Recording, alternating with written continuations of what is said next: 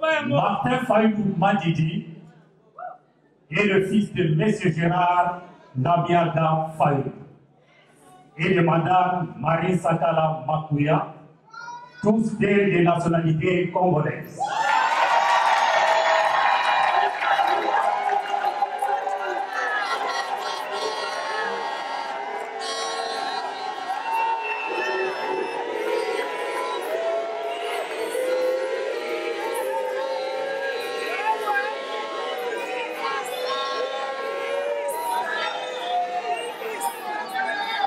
Ses parents sont originaires du territoire de Bagata au Bandou.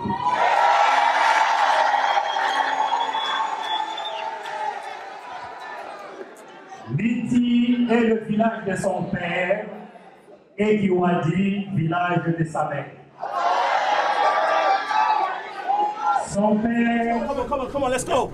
Yeah, come on, let's go. Yeah, let's go, come on. Let's go. Okay.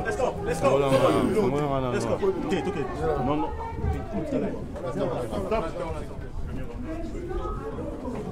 Sorry, un peu de bon.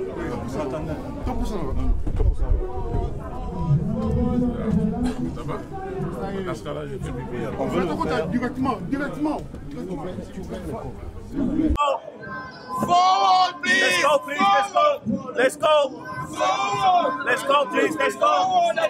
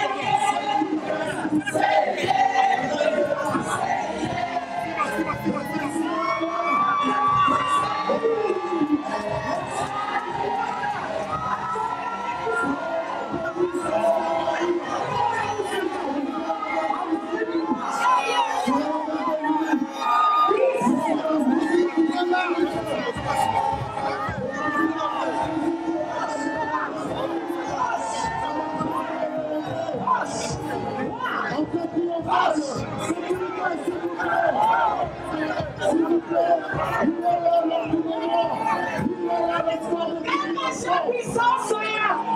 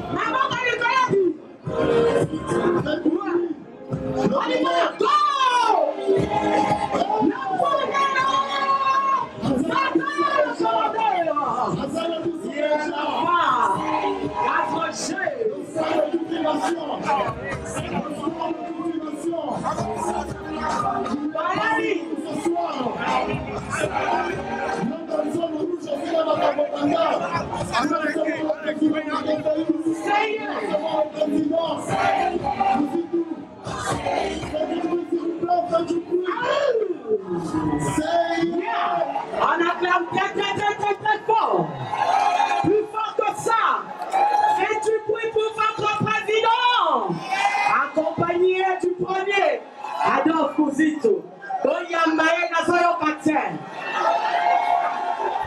L'espoir de toute une nation est parmi nous ce soir.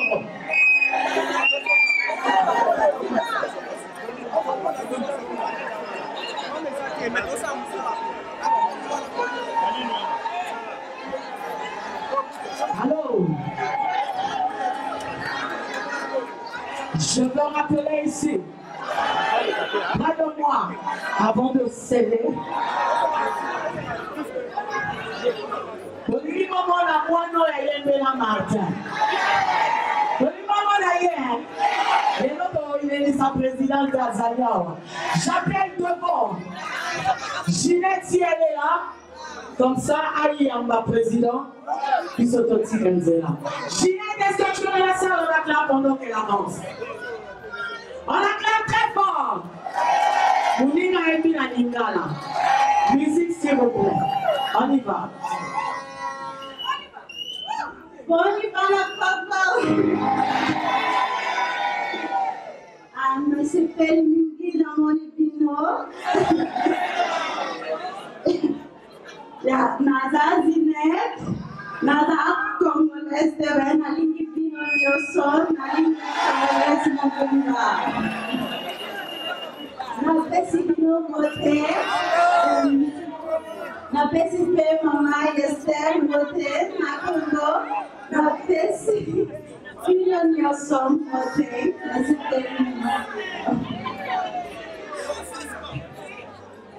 Yamba Ginette Mesengo, Maman Beda Maboko, Yamba Ginette Mesengo.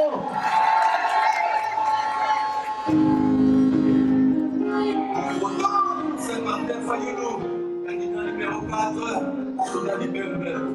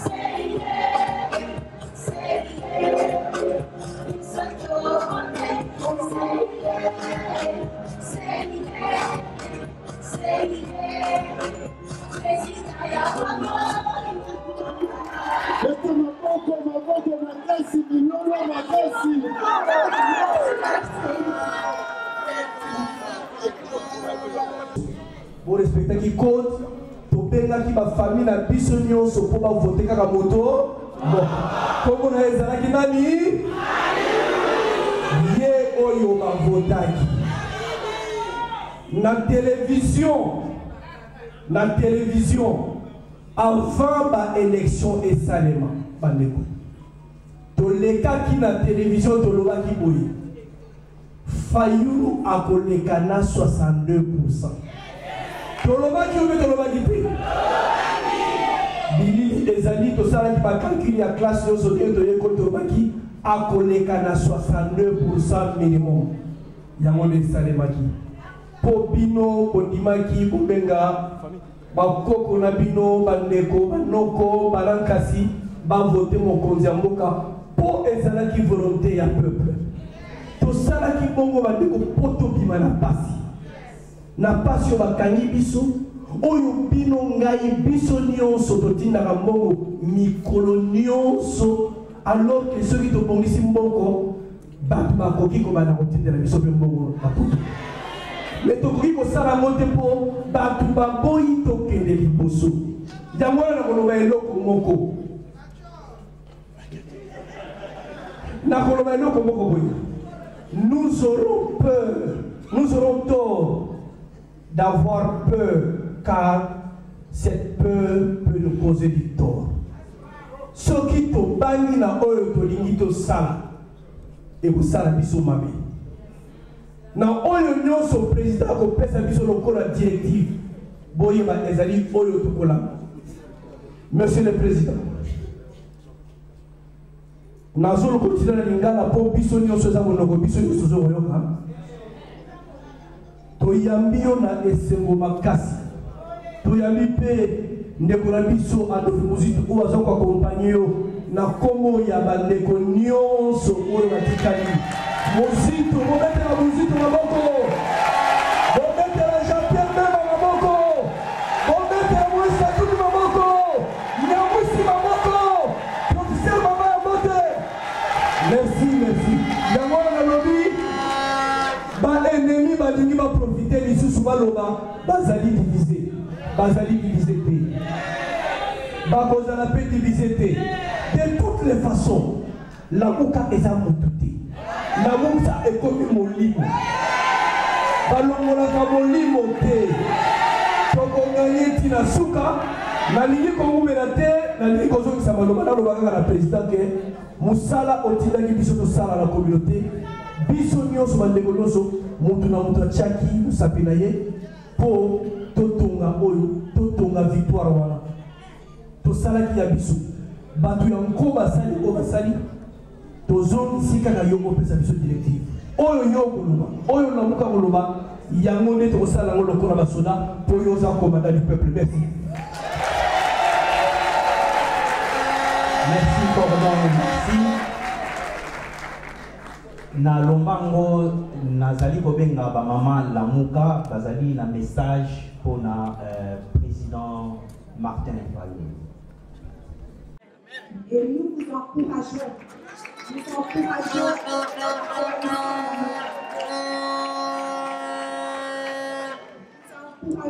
M. Mozito, nous encourageons Jean-Pierre Bemba, le professeur Matoulou, Moïse Katumbi, ainsi que Moussa Nyamwisi. Nous vous encourageons et nous vous donnons ce mémorandum.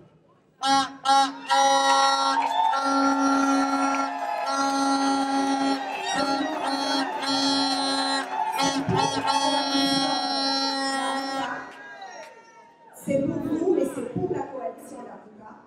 Les mamans vont remplir chacune qui souhaiterait participer à cette réunion avec vous le mardi, une réunion de 2 heures.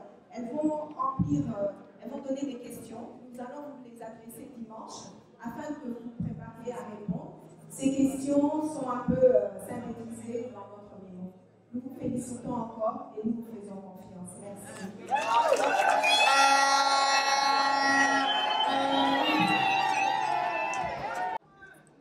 Martin Fayulu Madjidi est le fils de M. Gérard Nabiaga Fayulu et de Madame Marie Sakala Makouya, tous des nationalités congolaises.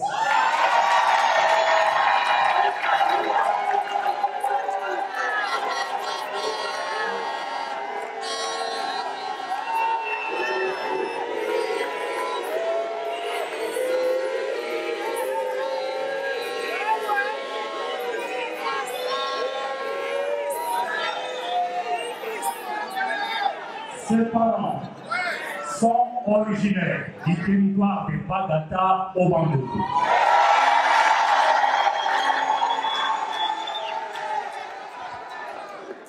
Liti est le village de son père et Kiwadi, village de sa mère. Son père fut membre de la Croix-Rouge à Fatoulou dans le Kouilou.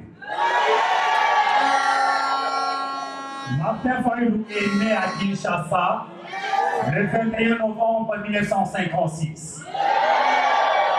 Il a grandi à Djili, avenue Toubangou, numéro 29.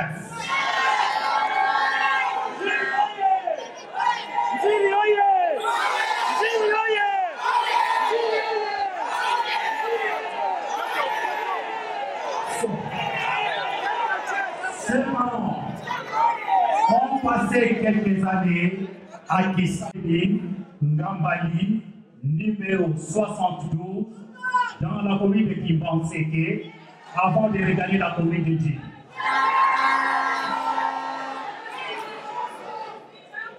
M. Fayoulou a fait ses études primaires à Saint-Gérard et puis à l'EPOM de Djili au quartier 7.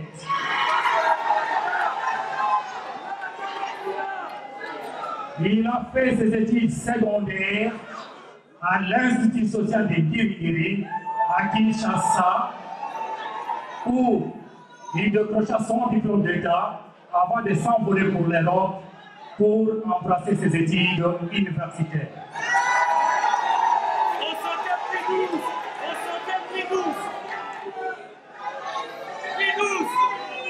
Politicien intègre, doté d'une moralité exceptionnelle et homme d'affaires congolais, Martin Fayoulou est économiste de formation.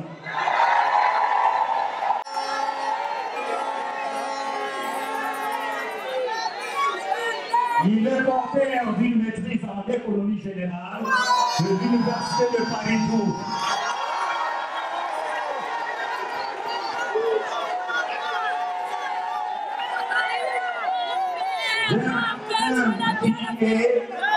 De l'Université européenne d'Amérique à San Francisco, Californie.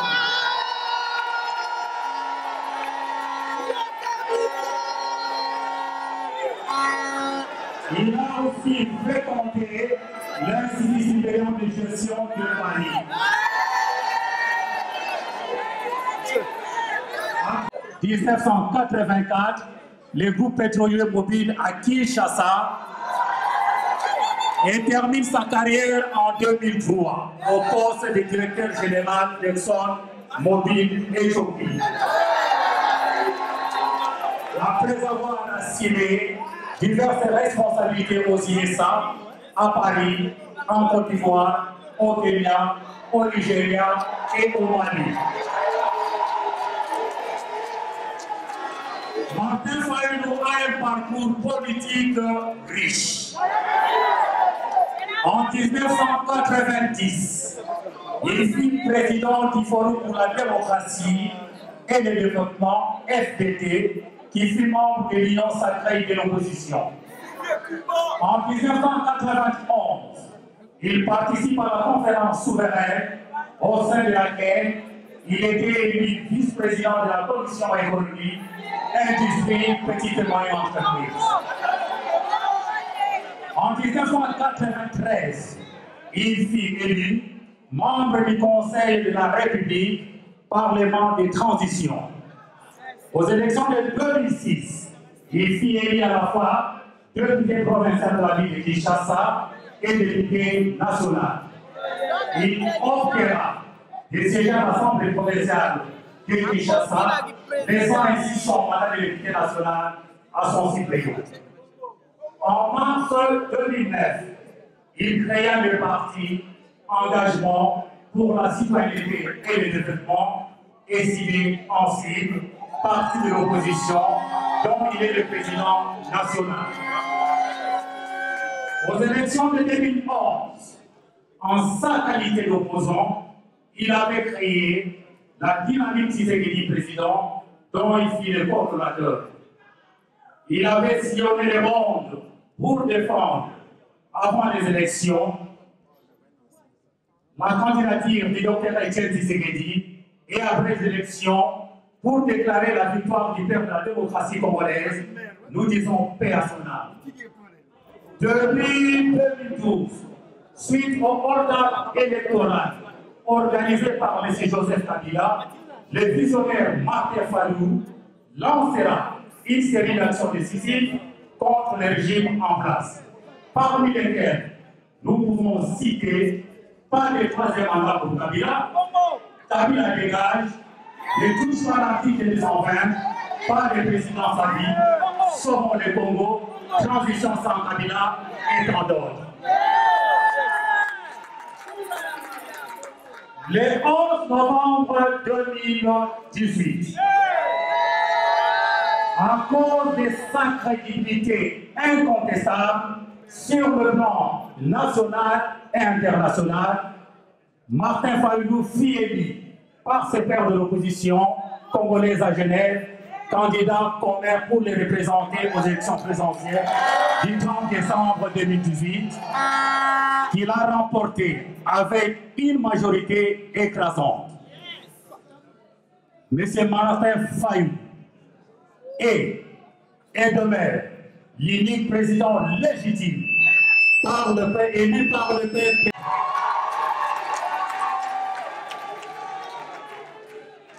M. Martin Fayou est le père, le pionnier, le timonier, l'architecte de la non-révision constitutionnelle au Congo-Kinshasa.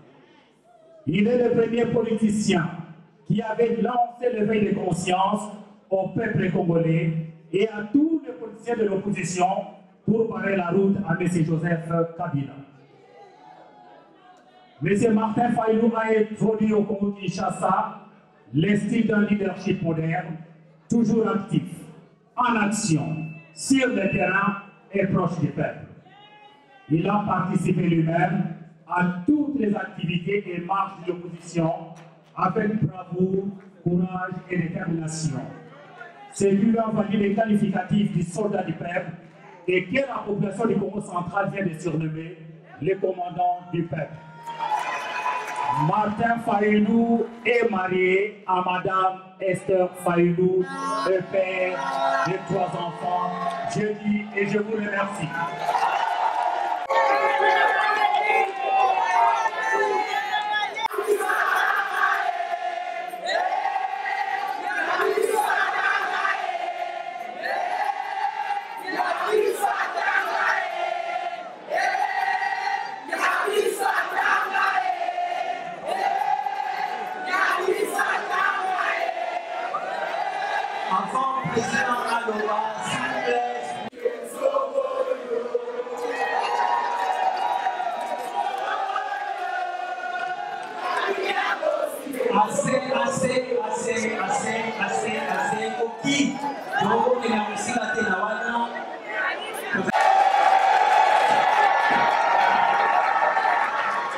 Monsieur Paul qui a expliqué l'histoire qui n'a pas.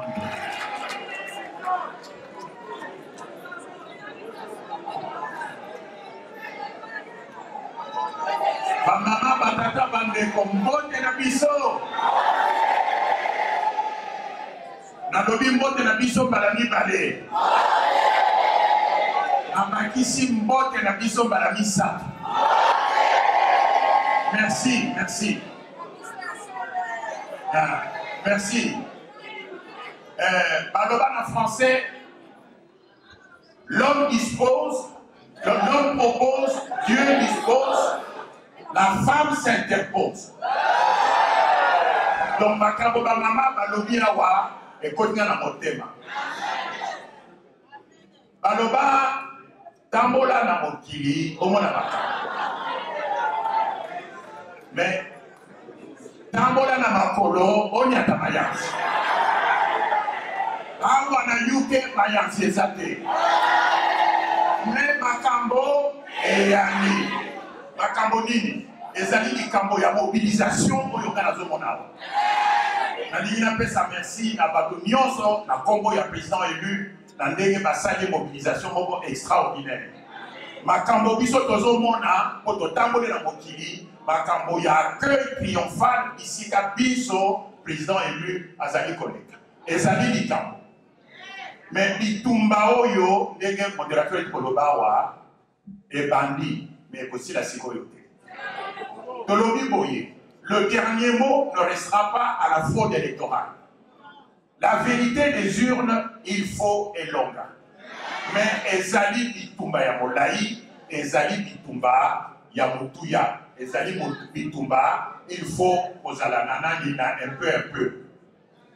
Yango wana na ye lelo, na miso na bino, pour la ligne poto ye sabino était banda lelo, tozali le 13 mars 2019, le 13 avril 2019, tobandi opération mobile molobakawa na anglais, fundraising. C'est-à-dire, tozo kombola mbongo, tozo sala nsitsani, pona kosalisa la muka na président Fayulu, bako ba bitumba ya nani, ya vérité des sûr. apesi nakaboli bino bordereau oyo document oyo okomona ezali document mpo boverse bokosala ndenge nini minimum 5 livres sterling 5 pounds soki oza na mwa mingi kobakisa bakobakisa merci soki oremplir bordereau oyo soki oremplir yango ofuti mbongo osali transfert na banque batie cachet ya banque il faut kozwa photo ya document oyo na appareil na yo ya smartphone soki ozwi photo ya document oyo déjà rempli déjà estampillé na banque elakisaka aussi ofuti mbongo ozwi photo otindi yango na numéro oyo ezali numéro oyo ezali na otindi yango na numéro ezali à l'extrême droite ezali numéro ya WhatsApp ya monsieur Athanase Mapesa donc photo na yo wana ekokota na kati ya banque de données po bino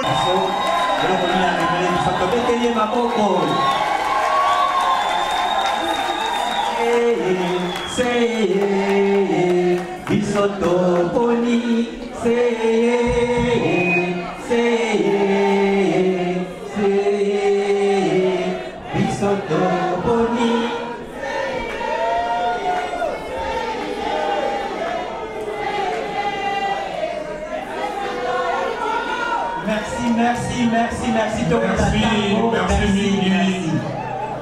Maman Mbote Nabino.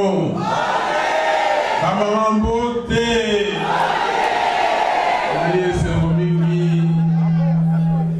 Esengo mingi ya komona bino ba mama ndenge botelemi na memorandum kopesi eloko tokangi wana eloko ya bavaleur mama eza boye te esengo mingi soki biso batata oyo tozali awa toyoki bamama eske batata boyoki bamama boyoki bango batata mbote na bino batata mbote bana ya kongo mbote eske ezali esengo te ya kozala na mboka lokola kongo balobi awa ntango wana mokili omona makambo me nayokaki mpe tambola na makambo oyeba mokili bokoyeba ntina na yango naza mwana kisasa ndeko na ngai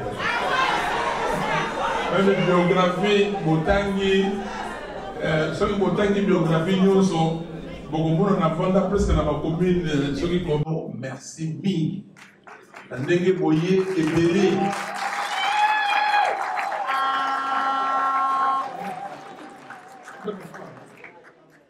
bovanda bamama bovanda nazalo mingi bamama na batata bosilika te po mama amemi mokumba sanza libwa abimisi biso oyo topesa bango lokumu sanza na bango euti koleka bandeko na ngai ndenge nalobi awa merci mingi na ndenge boye ebele na ndenge bosali mobilisation surtout na ndenge bolingi mboka na bino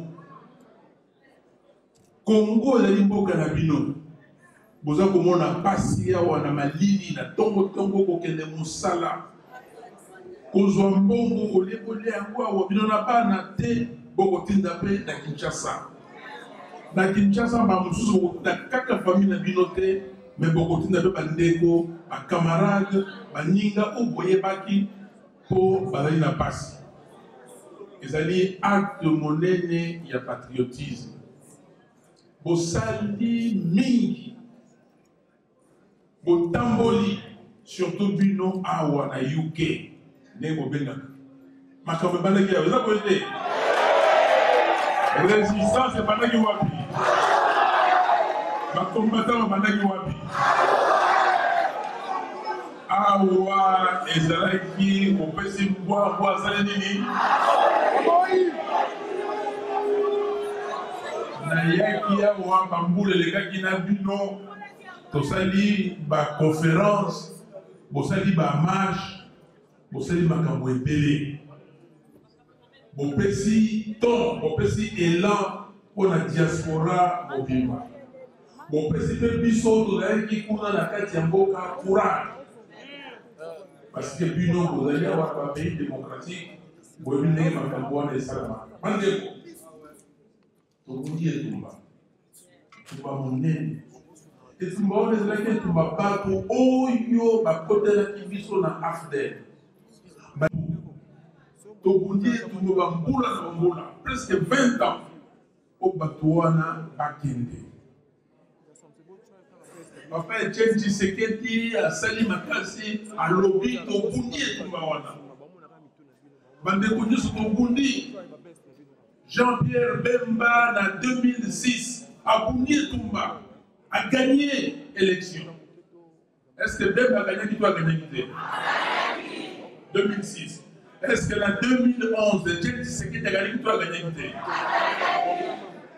bato wana basali nyonso mpo batia biso na nzela ya mabe mpo bakamba bakonza biso bapepisa ezaleli ya bacongolais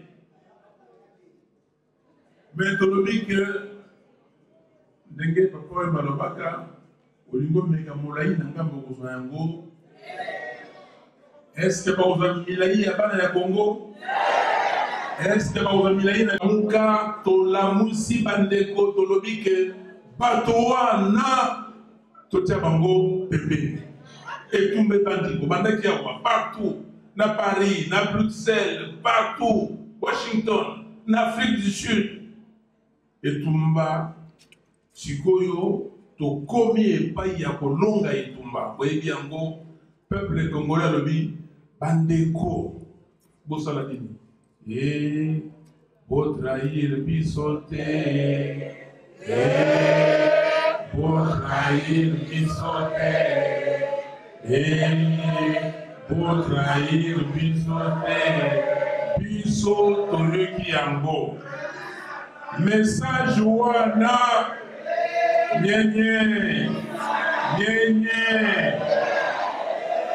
nyenye message wana mwana mboka Jean-Pierre Bemba Gombo ayoki yango betela ye maboko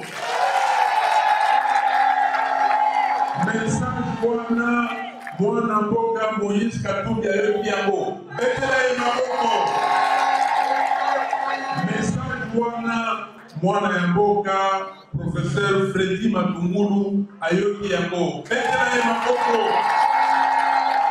message wana ndeko na ngai mwana ya mboka Antipas Mbusa Nyamwisi ayoki yango betela ye maboko message wana pe ndeko Adolphe Mozitu ayoki yango yawa betela ye maboko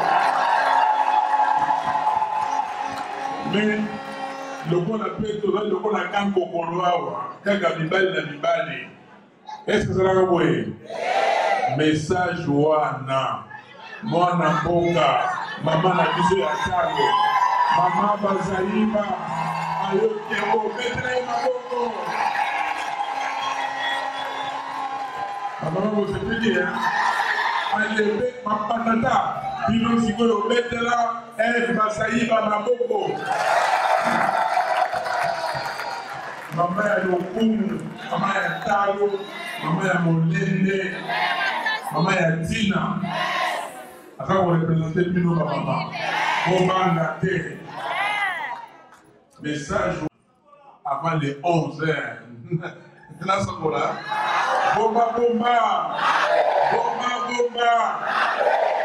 nakosakola na ntango wana avant le 11 novembre 2018 ndeko Félix Tshisekedi mpe ayoki message wana ayokaki yango même monsieur Kamele ayoki message wana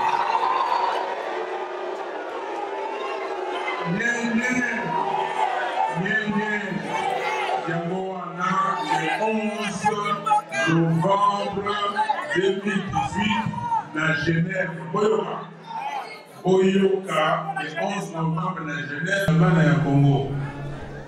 Toyoka ki kolela wana, tolobi ke moto moko apalangana te. Moto moko abebisa ezaleli ya bakongolais te. Biso nyonso toluka candidat commun, candidat moko. Lokola bana ya tata bo, bana ya mama bo, bana ya ekolo bo, biso nyonso lisanga toponi moto moko. Toyaki wana na kati na biso, tolobaki boye. Soki ezali yo te, ndima moninga mosusu. Esalamaki ndenge wana. Esalami ndenge wana, toponi moko na biso, 24 heures après, baninga babendani. Ok?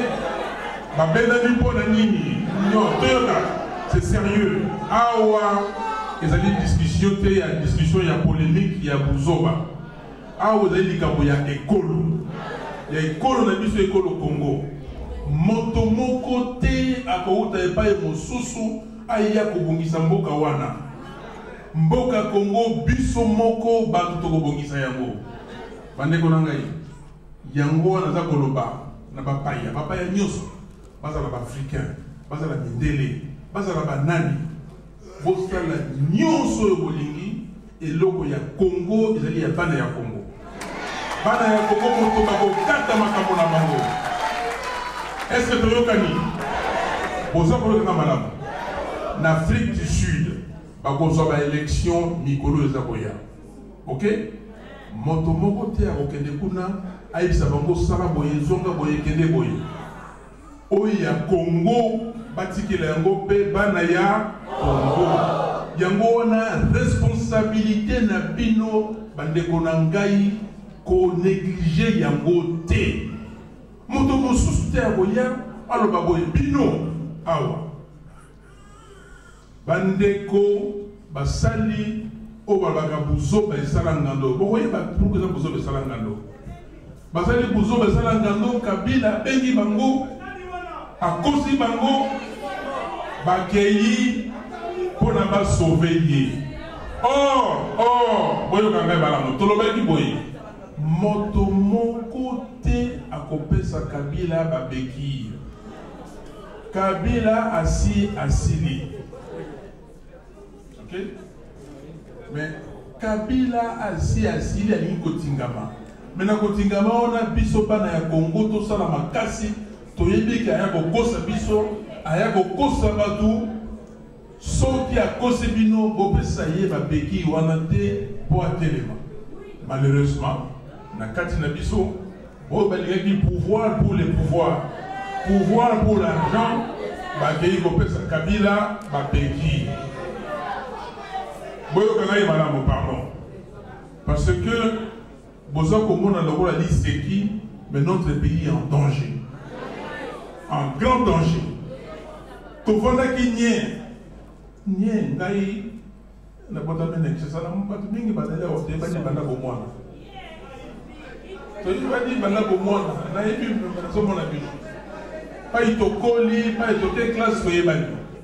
Mais sikoyo Kabila aye ko kotisela biso eloko moko oyo lokola bazoba ngulu tokei atie division na kati na biso. À cause de cette division, il y a Bouzoba. Et les Congolais, la Bouzoba. Est-ce que Bino Boyeba qui m'a cambié le tribalisme dans le Congo? Toyoka que tribalisme, ça va qui Ndenge Mobutu Zai Koloba. Tango Makambo Mayaka Ndongo, ba colonialiste, bazali kosala nini. Mingi bari bien côté. Mais peut-être Papa Kouébé, bateau bisto na RTNC, là tous les bana Mickey, tous les goyo gaona. Non, pas RTNC, pas OZRT. Bino bata OZRT, ngata pour RTNC. Ngata pour ta boîte postale 2244. Hein?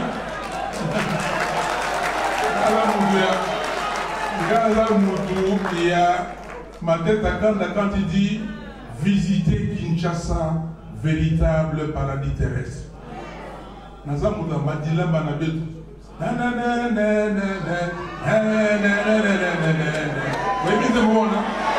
Wana RTNC, les plus grands tam-tams d'Afrique.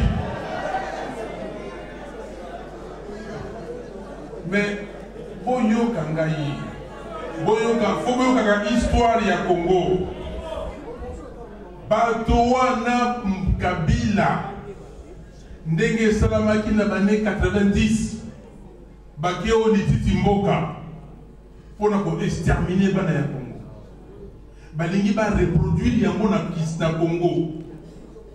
Le 10 janvier, bapesi ba résultat. Bapesi ba résultat, banungu esalami mike tolobaki na bandeko, calmez-vous, toyebi provocation oyo, balingi basala ete topesa modo, bato babima, baboma bango, bongo batiango na moto ya Fayulu. Mais bana ya Kikwit, c'est pas le dire que non. Même le moteur de Tokobima, babimi, babomi, bango lokola basoso. Est-ce que vous voyez bien? Babomi, bango lokola basoso, bakoseli, batolabio, non. Kuna, batu ya Bandundu, bazako boma, batu ya Kasai. Likambwe matie, keye, mais tout ça koyoka. Babomi, batu ya Belé. Bato ya Monisco baye na bureau na ngai. Azalaki na premier ministre Muzito. To vandi balobi ke non ndenge bo vandi wa soki bo sali eloko te carnage ekokota na Kikwit. Pardon to bondele bino bo kende kuna ou bien bo pesa message. Biso Monisco to rotina brigade soki nini ya 50 personnes bakende ko kanga makambo na to lobi na bango tinda bango. Est-ce que bino possible au mona bato kuna bato yokuna baza ba tribaliste bato ya Kikwit na bata Kasai baza bato moko. Ce sont des combo ndenge moko. Muzinga ezali kuna Kabamba ezali kuna Kasongo ce sont les mêmes personnes. Bomona yango. Est-ce que bolingo piéger biso boyo kangai bolingo piéger biso bande konangai heureusement ndenge tokoloba wa le cardinal Mosengo alobaka boye il ne faut pas avoir peur de la vérité. Tolobi vérité komona mais totindi bato bakelo sala ba enquête ba ye balobi na biso non il a rien tobi ozo koso bien makambo solo totindi siko sénateur Mabaya kende kuna kende kotala a solina ba famille ba victime a pesier ba nini makambo amoni kuna ba chef coutumier baye bisibiso to le mito ke de biso mo to ke kuna to ke kuna ceux qui veulent monter pour eux ba molelo beaucoup de morts, plusieurs morts.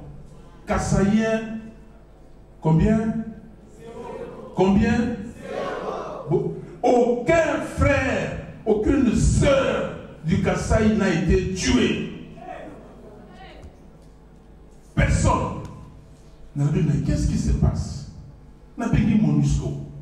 N'a pas dit Makambo Yobilo Kereki na Kasaï. Combien n'a ni à Kikwit? Est-ce qu'il y a eu combien de morts? Beaucoup de morts. Mais combien de Kassaïens? Zéro. Mais bien écoutez, monsieur, Bossala communiqué, Noki, ceux qui étaient dans Bossala tweet, Bossala dit non, monsieur Fayou, vous avez raison. Il n'y avait aucun Kassaïen. Batouba Koufi, Babimani Natongo, Nini, commandant général Yamé, a mis ici, pam, pam, pam, à Bomi Batou. Oyo, Basali, Fongoli prison. Pour pas provoquer au moins, Fongoli prison dans le Moko. Batouba Bimi, et Bongo, Balobi, et Baoutobo, au moins, na Maïwana, prisonnier, Babimaki, Beti Bango Massas. J'ai visité la Bengissi famille, ma famille, il y a ma victime.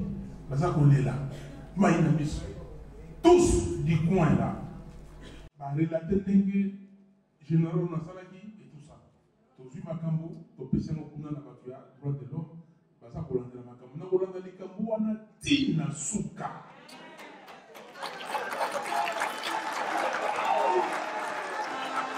Nayoki, la communauté a failli le Bassali, n'a pas toléré. Mais est-ce qu'il est normal? Est-ce qu'il connaît la situation? Moi, je ne tolérerai jamais que dans ce pays, les Congo, où tout le monde y passe, les parents y passent, tout le monde y a tribalisme, que Moto aïe les loyaux pour avoir une quitte qui m'ont causé à cause de la bateau Makambo, à Bimisa Makambo pour la Bokabola Bana Boka. Les loyaux, les Congolais, les Bazelingi, les Komi Kokawara Mouke. Ne dit ma pas la Misusu, et ça pour Koufa pour le Likambo. Est-ce que c'est normal ça? Yo pour la Kimokozi, aux Abousobo pour la Batou, et bon pour le tribalisme. Tolingi, Bato Monisco. J'ai Bato Bandeko Bavandi, par le Bilangaï Papa. Sauf que je prends cet angle-là, parce que ma camoufle qui boit qui mène dans le bango, comme je m'adresse à vous ici, j'adresse à tous les Congos. Ok, sur cette question-là. Et c'est très important. Parce qu'on veut diviser les gens, on veut créer une situation qui n'existe pas pour que les Congolais se divisent et les gens qui ne comprennent pas, ceux qui sont d'esprit faible, de caractère faible, balingi, pas pour cette personne dans la voie. Balobi nangai yo yé on a qui quitte. Au monde ndenge bato ndali nanzela. Mais ba boutique ou on a mingi. Et ça y a biso. Ceux qui les cambo, banga pas piller. Est-ce que va piller donc comment? Mes frères et sœurs, que personne ne vous trompe. Yo évitez sinani no botamaki pas yo botamaki. OK? Mais dengo botami on salue famille. On combat la famille on a. Au botami congolais, vous allez congolais to battre la famille Congo. Toyokani? Est-ce que Toyokani? Famille Congo ndenge tolobaki na watata bo mama bo ekolo bo moko tolingi cohésion nationale. Cohésion nationale, c'est très important. Ces discours de cohésion nationale, on ne peut plus répéter ça aujourd'hui. Parce qu'en 1960, le 30 juin 1960, Oyo Minga Botamakite, même discours wana, je n'ai pas compris grand-chose, mais Natani Ambo après, c'est que Kassavoubou a dit sur la cohésion nationale, que je suis heureux, je suis content de voir qu'il y a la cohésion nationale. La cohésion nationale qu'on avait perdue est en train de revenir. Et je demanderai aux deux chambres de faire un travail pour encore souder cette cohésion nationale. Est-ce que ça est limité, Bandekonangaï? Est-ce que c'est Sengoté? Vous avez un mot que c'est Sengoté? Ndenge to Sanganya, vous êtes Sengoté? Il Congoté, Bakini, Bakei, qui doit ça, Kabila, Bifo. Bakei, Kopesa, Yen, Bifo, le logo, Moni, Makamoni, Kabila, Azali, Sigoyo, na 300. Voyez, 373 députés. Quelque chose comme ça, ou 377 même. 377 députés d'Assemblée nationale. Nommés, je ne peux pas nommer des Bazali, mais la plupart nommés aux raison. Azali, si on a 90%, 90%, il y a Sénat. Boyoki Makambo eleki na ba élection à gouverneur. Bazoé Kabila bakomi ba gouverneur.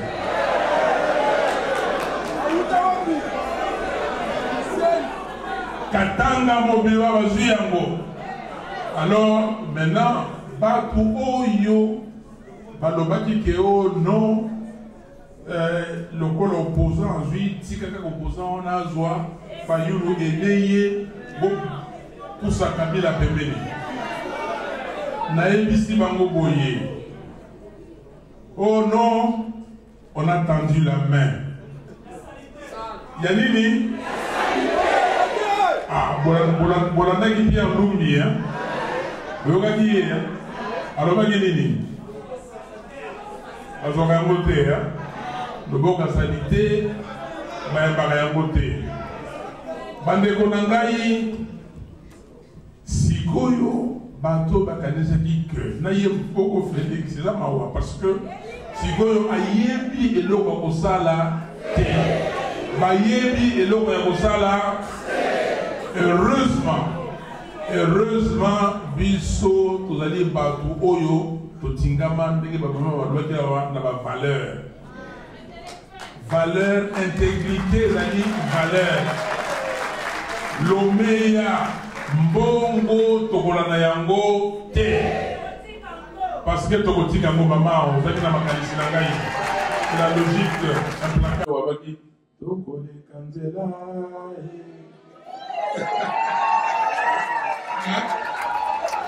Simaro, mon grand frère Simaro, paix à son âme. Hein? Maman yebisaka ngai mokona botamaka. Mais mokona kokufa si balobaki nini? Hein? Ndo Simon alobaki nini? Oyebi te.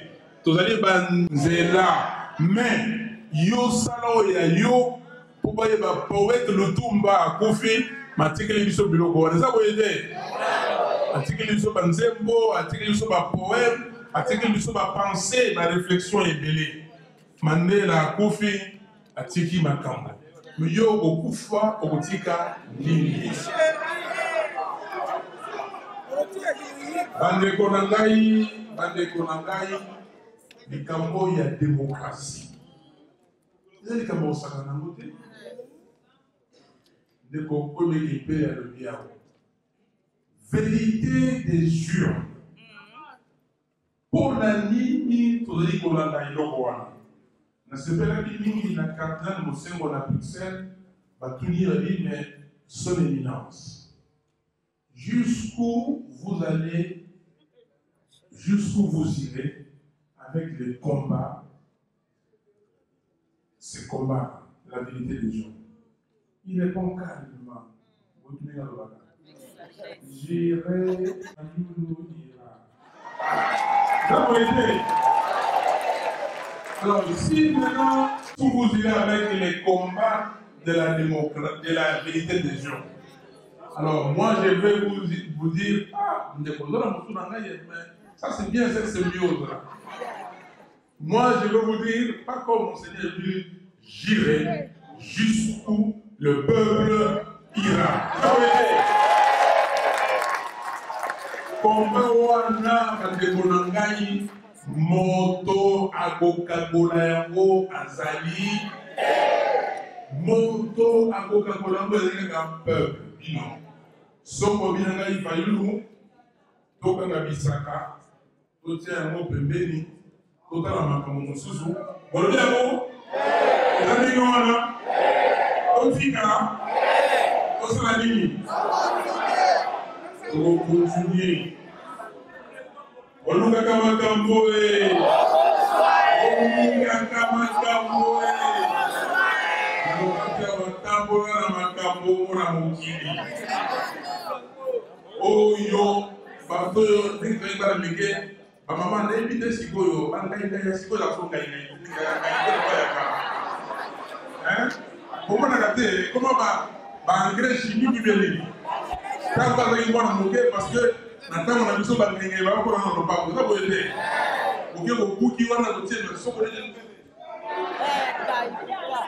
babi ngai bade yango na soni te soki oliaka te kolia na yo te yo oke o biso tokolela bambusana baleli so bakelaki malemba yo soki oliaka malemba toanini mais soki olingi olelia soki oyebi te loba te nayebi yango te na kolia te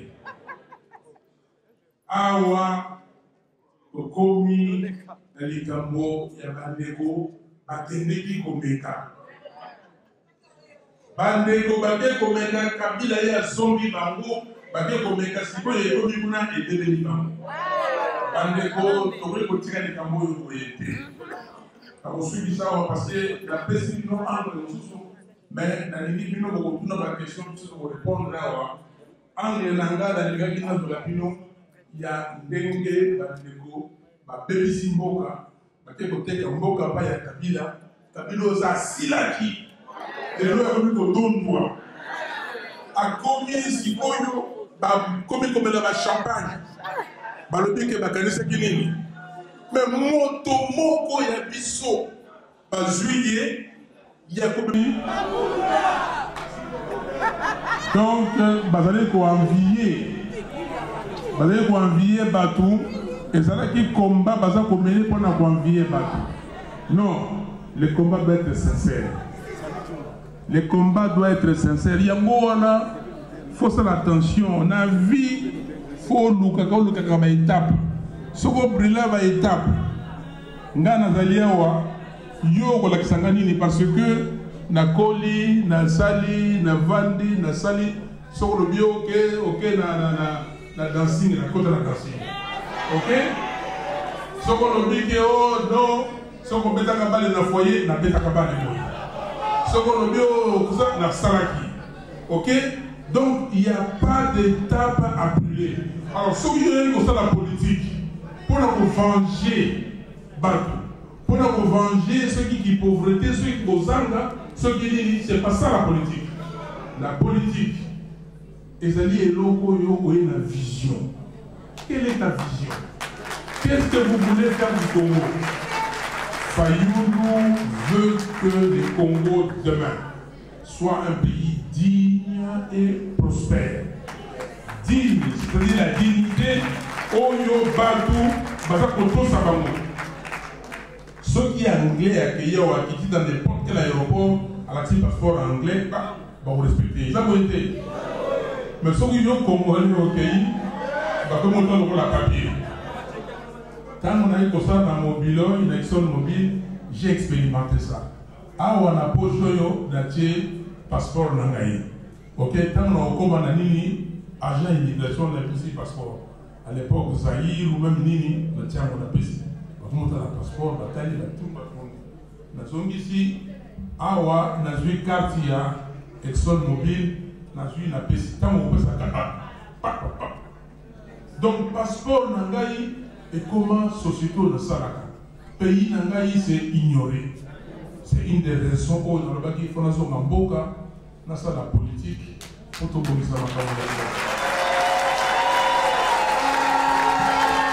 Na ebisi bandeko toko sala nyonso pona Kabila ameka kosakala na biso te. Mokano ya peuple oyo azwaki le 30 décembre 2018. Mokano wana ya changement. Il faut esala nini? Il faut esala nini? Ekozala ndenge wana. Toyokani. Merci mingi na kopesa bino micro pour na moto na mingi. Merci.